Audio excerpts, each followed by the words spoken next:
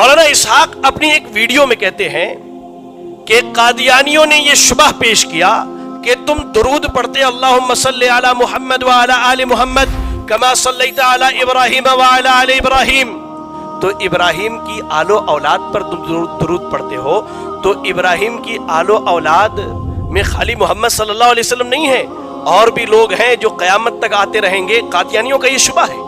तो उसमें क्या है कि जो आएंगे जिन पर तुम दुरूद पढ़ रहे हो वो भी नबी और रसूल होंगे। कादियानियों का ये शुबा है, आम आदमी इससे वाकिफ नहीं है। मौलाना इसहाक इसके जवाब में क्या कहते हैं, सुनिए जरा। मौलाना इसहाक कहते हैं कि मनसबे नबूवत बंद हो गया है, यानी अल्लाह के जानिब से किसी आदमी को नबी और रसूल अगर बनाया जाए तो उसे ये इख्तियार नहीं कि अपने नबी होने का ऐलान करे, या जो लोग उसे नबी ना माने उसे काफिर समझे। मौलाना इसहाक कहते हैं कि मनसबे नबूवत बंद हो गया। जैसे अल्लाह के नबी को अल्लाह ने नबूवत का मकाम और मर्तबा दिया था, वो मकाम और मर्तबा खत्म हो गया है, वरना इस उम्मत में नबूवत नऊज़ बिल्लाह आज भी जारी है। ये मौलाना इसहाक का कहना है कि इस उम्मत में नबूवत आज भी जारी है, आज भी जारी है। कहते हैं कि जो लोग इस उम्मत में नबी सल्लल्लाहु अलैहि वसल्लम के बाद भी नबी बनाए जाएंगे, उनके मकाम और मर्तबे पिछले नबियों से भी ज्यादा होंगे। हाँ, एक चीज है कि वो अपने नबी होने का ऐलान नहीं कर सकते। मौलाना इसहाक कहते हैं कि वो अपने नबी होने का ऐलान नहीं कर सकते। उनके बकौल ये है कि मिर्जा गुलाम अहमद कादियानी का सिर्फ एक जुर्म था, वो ये था कि उसने अपने नबी होने का ऐलान किया था, वरना इस उम्मत में मौलाना इसहाक के बकौल नबूवत आज भी जारी है और नबी आज भी बनाए जाएंगे। वजह यह है कि ख़त्म नबूवत का मामला इतना हसास और नाजुक है, इतना ये ख़तरनाक मामला है कि जो इसमें गुमराह हो गया वो तो दायरा इस्लाम से ही खारिज हो गया। यार नबूवत तो दायमान करना चाहिए, इस उम्मत के अंदर भी नबूवत जारी। तो उरूज किसको मिला हुआ है? मौलाना इसहाक को। तो शेखुल इस्लाम तो वो हुए फिर। आज मैं एक इंतहाई हसास टॉपिक आपके सामने लेकर हाजिर हुआ हूँ। ख़त्म नबूवत के हवाले से मिर्ज़ाइयत, कादियानियत, उनके जो मामलात हैं, उनके जो अज़ाइम हैं, वो लोगों के सामने हैं, सारे मुसलमान जानते हैं, और इसलिए बिल-इत्तिफ़ाक़ उन्हें काफिर और मुर्तद करार दे दिया गया, क्योंकि वो ख़त्म नबूवत के मुनकिर हैं।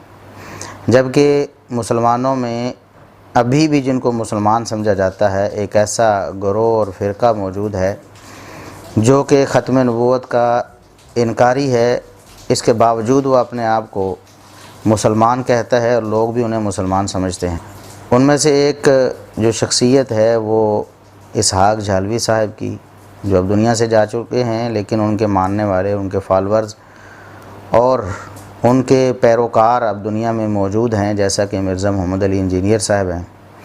उनके अकायद और नज़रियात कितने ख़तरनाक हैं ख़त्म नबूवत के हवाले से, आज मैं आपके सामने वही पेश करने वाला हूँ।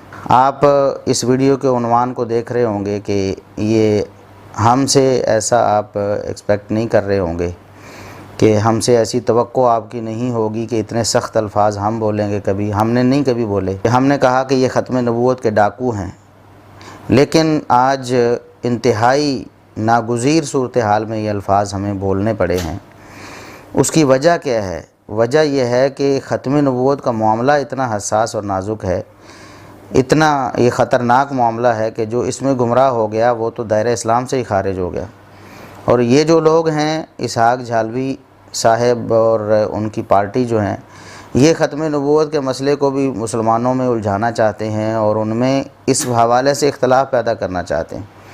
एक तो कादियानी हैं और एक ये कादियानियों के सपोर्टर्स हैं और हमदर्द हैं और उनके लिए नरम गोशा रखने वाले हैं। बल्कि उससे आगे बढ़कर ये भी कादियानियत ही है कि नबूवत को जारी माना जाए। हमारा कादियानियों से बुनियादी इख्तलाफ यही है, ख़त्म नबूवत किसे कहते हैं, कि इजराए नबूवत नहीं है, नबूवत ख़त्म हो गई है, मुहम्मद रसूलुल्लाह सल्लल्लाहु अलैहि वसल्लम के बाद कोई नबी नहीं, और ये हमारा अकीदा और नज़रिया है। लेकिन ये जो इसहाक झालवी साहब हैं, इनका अकीदा और नज़रिया कितना ख़तरनाक है, नऊज़ुबिल्लाह नऊज़ुबिल्लाह। ये कहते हैं कि नबूवत क़यामत तक जारी है। यही तो कादियानियों का और मिर्ज़ाइयों का नज़रिया है। कादियानी और मिर्ज़ाइयों से हमारा इख्तलाफ क्या है? یہ جو لوگ ہیں یہ اسلام کو ڈھانا چاہتے ہیں، یہ تو اسلام کی بنیادیں منہدم کرنا چاہتے ہیں۔ آپ اندازہ کریں، اسحاق جھالوی صاحب مرزائیوں کے ایک اعتراض کا جواب دیتے ہوئے اپنے تئیں کہتے ہیں کہ یہ مرزائیوں کا اعتراض ہے، اس کا جواب صرف میں ہی دے سکتا ہوں کہ قادیانی حضرات کا سب سے بڑا ہتھیار جدا مقابلہ کسی ملا کو نہیں۔ بہت خطرناک سوال ہے، ارے تو جان نہیں ہر کوئی چھڑا سکتا، میں ہی صرف چھڑا سکتا جنہیں شیخ ابن عربی نے پڑھیا تو دین کو سمجھا۔ اور جواب کیا دیا؟ خود قادیانی اور مرزائی بن گئے اس جواب کو دینے میں۔ آپ خود ملاحظہ فرمائیں ان کے الفاظ کیا ہیں۔ کہتے ہیں کہ درود ابراہیمی کے حوالے سے قادیانیوں کا اعتراض یہ ہے کہ اللہم صلی علی محمد وعلی آل محمد کما صلیت علی ابراہیم وعلی آل ابراہیم انک حمید مجید۔ ہم کہتے ہیں کہ اے اللہ تو محمد صلی اللہ علیہ وسلم اور ان کی آل پر درود بھیج، رحمت نازل فرما، جس طرح ابراہیم علیہ السلام اور ان کی آل پر رحمت نازل فرمائی تھی، درود بھیجا تھا۔ اللہ کے درود بھیجنے سے مراد رحمت نازل کرنا ہے۔ تو وہ کہتے ہیں کہ اگر ابراہیم علیہ السلام کی اولاد میں بے شمار نبی آئے ہیں، اگر نبوت کا سلسلہ محمد صلی اللہ علیہ وسلم کی آل میں یا آپ کی امت میں ختم کر دیا جائے تو پھر تو مرزائیوں کا اعتراض سچا ہو جائے گا۔ وہ ہوئی ہے کہ رسول کریم جو تسی آندے کہ آپ آخری نبی ہے، کہ آپ دی امت نبی بند ہو گئے، یہ رسول اللہ دی شان ہوئی ہے کہ گستاخی ہوئی۔ رسول اللہ ابراہیم علیہ السلام دی نسل سے نبی جمن سے ابراہیم علیہ السلام تو بعد رسول اللہ آگے تو نبی کرتے بند، نبی پاک دی امت دے پلے کی رہ گیا؟ پھر موسیٰ دی امت تو انہیں نبی ہوئے۔ لہٰذا ہم مرزائیوں کے اعتراض کا جواب یہ دیں گے کہ نبوت ختم نہیں ہوئی، نبوت دائمہ ہے۔ کہتے ہیں نبوت تو قیامت تک جاری ہے، نبی آتے رہیں گے۔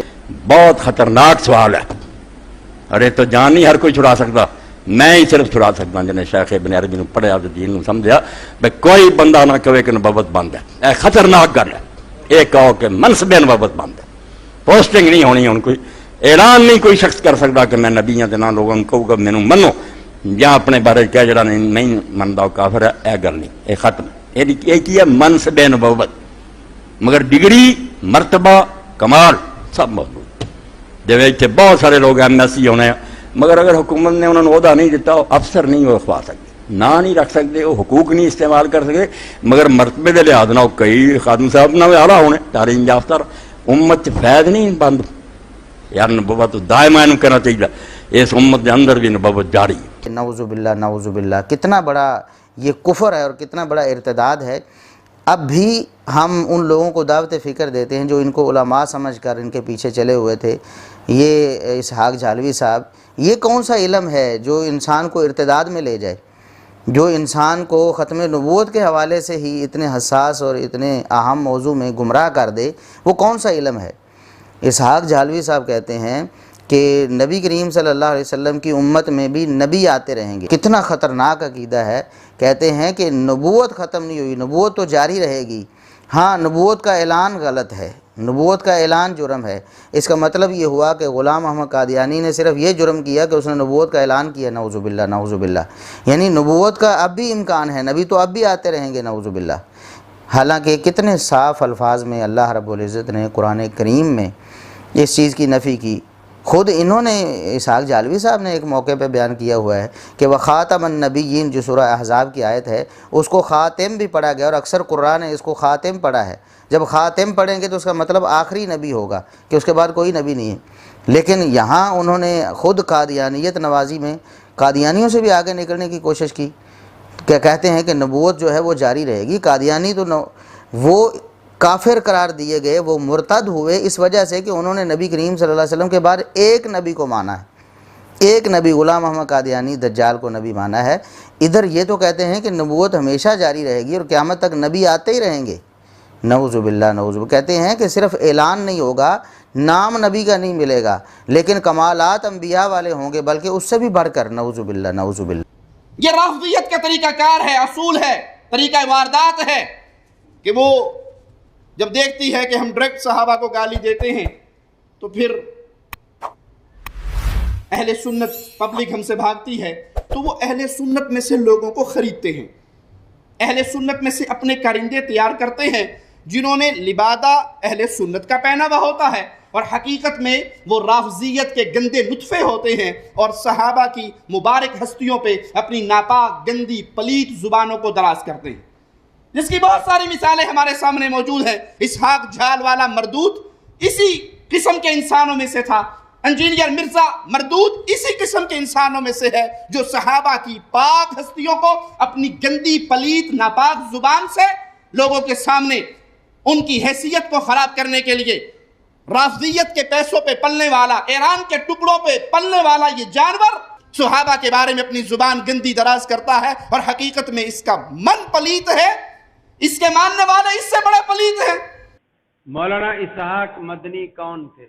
लोग कहते हैं शिया। इसहाक मदनी नहीं, ये इसहाक झाल वाले कहलाते हैं, फैसलाबाद के थे, और फैसलाबाद में एक गांव है झाल, तो ये इसहाक वो सफ़ेद दाढ़ी वाले आपने नेट पे देखा होगा, सिर्फ यहाँ दाढ़ी है, साइडों पे दाढ़ी नहीं है। ये पहले अहले हदीस थे, फिर पता नहीं किस तरह अल्लाह ताला ने इनको गुमराह किया, और फिर ये आखिरी उम्र में बिल्कुल राफजी हो गए, शिया हुए, और फिर सहाबा किराम पे तबर्रा करते थे, हज़रत मुआविया पे ख़ास तौर पर, और अबू बकर सिद्दीक, उमर फारूक पर भी इस तरह इन्होंने तबर्रा किया। गुमराह आदमी था। फिर तमाम अहले हदीस उलमा ने फतवा दिया कि ये शख्स अहले हदीस नहीं है। मिर्ज़ा मोहम्मद अली जेलमी और इसहाक जालवी, उसके बारे में सवाल है। ये बात याद रखें, ऐसी संगीन गलतियां अल्लामा मौदूदी उनसे हुई हैं, फिर उसके बाद इसमें शिद्दत इख्तियार की है इसहाक जालवी साहब ने, और फिर इसमें शिद्दत इख्तियार की है मिर्ज़ा मोहम्मद अली जेलमी ने। ये सब इफ़रात व तफरीद का शिकार है, जिसके नतीजे में गुमराही पैदा हो रही है। वही इलाही को सलफ़ सालेहीन के फ़हम से समझें। मुहद्दिसीन ने इन आयात और अहादीस का जो मतलब और माना बताया है उसको इख्तियार करें। इनकी कोई तकरीर भी वो झूठ से पाक नहीं है, कमी बेशी से पाक नहीं है। इन लोगों को ना सुनना चाहिए और ना ही कोई इन पे इत्मीनाद करना चाहिए। इत्मीनाद के नतीजे में बंदे का ईमान जाता रहेगा। इसहाक झाल वाले जो राफजियों के अकायद को सही कहते हैं, बेहैसियत एक आलिम आप अपनी जमात के नौजवानों को इस बारे में क्या नसीहत करेंगे? ये सवाल का जवाब माशाअल्लाह आपने खुद ही दे दिया। ये दो नाम आपने लिए हैं, कौन कौन से? एक इसहाक झाल वाले और झाल वाले, मोहम्मद अली मेरे ख्याल ये मर चुके हैं मेरे ख्याल, इसहाक झाल वाले। दूसरे कौन है? मोहम्मद अली मिर्ज़ा। मोहम्मद अली मिर्ज़ा। देखें, एक पहली बात ये है कि ये दोनों जो नाम आपने लिए हैं, इनको उलमाए अहले हदीस नहीं जानते। किसी भी शख्स का आलिम होना जानने के लिए ज़रूरी है कि उसको वक्त के उलमा, सलफ़ी मनहजी उलमा उसको जानते हों, उसके दुरूस के हवाले से और दीगर हवालों से। लेकिन कोई नहीं जानता इन्हें। जानते हैं तो उसी हवाले से जो आपने ज़िक्र किया कि ये दोनों राफिज़ियत के तर्जुमान हैं। मैंने कभी नहीं सुना इन दोनों को, इसलिए कि वक्त बड़ा कीमती होता है, और ऐसे लोगों पर वक्त ज़ाया करना बहुत बड़ा नुकसान है। यानी उन उलमा को मैं सुनता हूँ जिनका तज़किया मौजूद है, जिन उलमा को सलफ़ी उलमा जानते हों, लेकिन ऐसे लोग कहाँ से पढ़े, कहाँ से समझे, कहाँ से फ़ारिग़ तहसील हुए, कहाँ से आए, किसके इशारों पर नाच रहे हैं, कोई इल्म नहीं हमें, तो इनको कुछ सुनने की ज़रूरत नहीं है। मेरी नसीहत ये है अपने नौजवानों से कि ऐसे लोगों को क़तअन न सुना जाए जिन लोगों की ये तारीफ़ और सिफत हो, जैसे कि कहा गया राफिज़ियत के तर्जुमान। कुछ दिन कबल एक क्लिप सामने आया शेख तौसीफ़ुर्रहमान ज़ैदी राशिदी हाफिज़हुल्लाह का, उन्होंने बड़ी शद्दोमत के साथ इन दोनों पर बड़ी तनक़ीद की है और ये बात साबित की है कि ये राफिज़ियत के तर्जुमान हैं। तो ऐसे लोगों को सुनने से क्या होगा? अल्लाह ताला आपके चेहरे का नूर छीन लेगा। शैतान अपना वार करने में कामयाब हो सकता है और वो अफकार आपके दिल में दाखिल हो सकते हैं। नबी अलैहिस्सलाम ने एक हदीस में ऐसे लोगों को मिसाल दी है उस कुत्ते की जो बावला हो जाए। बावले कुत्ते के करीब जाओगे वो काट लेगा, जब वो काट लेगा तो आप खुद बावले हो जाएंगे, वैसे ही आप कुत्ते बन जाएंगे। तो जो लोग बिदअती हैं, जिनके ऐसे अफकार हैं, उनसे दूर रहो। अगर करीब जाओगे तो उस बावले कुत्ते की तरह उसका असर आपको पहुंच सकता है। जैसे वो बावला और बिदअती है, वैसे वो असर आपके अंदर भी आ सकता है। تو اپنے ایمان کی حفاظت کیجیے، اپنے عقیدے کی حفاظت کیجیے، ایسے لوگوں کو سننے سے بالکل گریز کیجیے۔ اللہ تعالیٰ علماء حق کو زندہ رکھے جو کہ بحمدللہ موجود ہیں اور انشاءاللہ قیامت کے قائم ہونے تک موجود رہیں گے، آپ کی رہنمائی کے لیے۔ جو کتاب و سنت کے حاملین ہیں ان سے آپ کا تعلق ہو، آپ کا رابطہ ہو، اور انٹرنیٹ پر ان کا بڑا مواد بحمدللہ موجود ہے۔ باقی دیگر وسائل بھی ٹیلی فون سے رابطہ کر سکتے ہیں، سفر کر کے جا سکتے ہیں، ان سے ملاقات کر سکتے ہیں۔ سفیان ثوری کا قول ہے کہ ایک فقیہ اگر، ایک عالم اگر پہاڑ کی چوٹی پر بیٹھا ہو تو روزانہ جاؤ، اس سے ملاقات کرو اور اس سے ملو۔ ابن قیم کا قول ہے جس بستی میں عالم دین نہ ہو اس بستی کے رہنے والوں پر ہجرت کرنا فرض ہے۔ لیکن ایک عالم کی پہچان کیا ہے؟ اس کی پہچان یہ کہ وقت کے منہجی علماء اور سلفی علماء اس کی تعریف اور توصیف کرتے ہوں۔ کتب رجال آپ اٹھائیے، محدثین کے تراجم آپ دیکھیے، کیا منہج ہے سلف کا؟ سلف کا منہج یہ ہے، ایک راوی کا نام ذکر ہوتا ہے، کہاں پیدا ہوا، کب پیدا ہوا، اس کے بعد ثناء العلماء علیہ، وقت کے علماء نے اس پر کیا ثنا کی، کیا اس کی توصیف کی، کیا اس کی تعریف کی، پھر قال فلان قال فلان قال فلان، اقوال آپ کے سامنے ہیں کہ بخاری نے یہ کہا، نسائی نے یہ کہا، ترمذی نے یہ کہا، ابن حبان نے یہ کہا، فلاں نے یہ کہا، فلاں نے۔ یہ توصیف کیوں ہوتی ہے؟ ابن صلاح بہت بڑے محدث، ان کا قول ہے کہ ایک عالم دین کی پہچان یہ ہے کہ اس کے طلب علم کا استفادہ ہو، معنی اس کا علم طلب کرنا معروف ہو ہمارے لیے، کن کن مشائخ کے پاس گیا، ان مشائخ سے اس نے کیا علم لیا اور ان مشائخ نے اس کی کیا تعریف اور توصیف کی، یہ ہمیں معلوم ہونا چاہیے۔ لیکن یہ دونوں نام مجہول کہاں سے آئے، کہاں پڑا، ہم نہیں جانتے۔ علماء کا ایک تزکیہ، تعریف اور توصیف ہمیں معلوم نہیں۔ کسی نے بتایا تھا کہ ان کو تلمذ حاصل ہے شیخ زبیر علی زئی کا۔ شیخ زبیر علی زئی سے میں یہ بات پوچھ نہیں سکا، مگر ان کے جو ارشد تلامذہ جن سے میری ملاقات ہوئی انہوں نے انکار کیا۔ ایک آدھ مجلس ہو سکتی ہے، وہ تلمذ کے لیے کافی نہیں ہے، لہذا بچ کر رہیے، اپنے ایمان کو، عقیدے کو بچا کر رکھیے۔ السلام علیکم ورحمۃ اللہ وبرکاتہ۔ مفتی محمد اسحاق صاحب جالوی کے متعلق آپ نے مجھ سے پوچھا ہے، تو میرے پیارے بھائی اس بات میں کوئی شبہ نہیں ہے کہ ان کے جو نظریات ہیں صحابہ کے بارے میں وہ کسی طرح درست نہیں ہیں، اور بالخصوص حضرت امیر معاویہ رضی اللہ تعالیٰ عنہ کہ جن کی محبت کو ہم ایمان سمجھتے ہیں اور جن کے ادب و احترام کو ہم اپنے اوپر لازم قرار دیتے ہیں، ان کے بارے میں ان کا رویہ بالکل ناقابل برداشت تھا۔ اور اسی طرح دیگر اصحاب کے بارے میں وہ منہج اہل حدیث پر نہیں تھے، اور وہ اہل حدیث بھی نہیں تھے، اور وہ خود کو اہل حدیث کہلواتے بھی نہیں تھے، بلکہ وہ جماعت اسلامی کے تھے اور مودودی فکر سے بہت زیادہ متاثر تھے۔ تو ان کے بارے میں میرا وہی موقف ہے جو علماء اہل حدیث فیصل آباد کا ہے۔ باقی جب غالباً سن 2000 میں ہم فیصل آباد آئے تھے تو اس وقت ان کے نظریات کی کو ہمیں اتنی خبر نہیں تھی، اور نارمل عام علماء کی طرح ان کو بھی اہل حدیث ہی سمجھا جاتا تھا، کیونکہ وہ اہل حدیث کی مسجد میں خطیب تھے۔ تو ہم نے ان کے دروس کو سنا ہے، دیکھا ہے، لیکن ان کی جو فکر ہے وہ کسی طرح بھی اہل حدیثوں والی نہیں ہے۔ یہی وجہ ہے کہ تمام علماء کرام نے ان سے برات کا اعلان کیا ہے، اور میں ان کے ساتھ ہوں۔ رہا معاملہ یزید کا، تو میرا بھی اس بارے میں وہی موقف ہے جو حافظ ابن تیمیہ رحمۃ اللہ علیہ کا ہے اور ائمہ محدثین کا ہے۔ نہ میں اس پہ لعن طعن کرتا ہوں، نہ اس کو جہنمی کہتا ہوں، لا نحبہ ولا نسبہ۔ باقی جو ہمارے بارے میں غلط فہمییں بیان کرتے ہیں اور بغیر تحقیق کے باتیں کرتے ہیں تو وہ ان کا اور اللہ کا معاملہ ہے، ہم ان چیزوں سے بری ہیں۔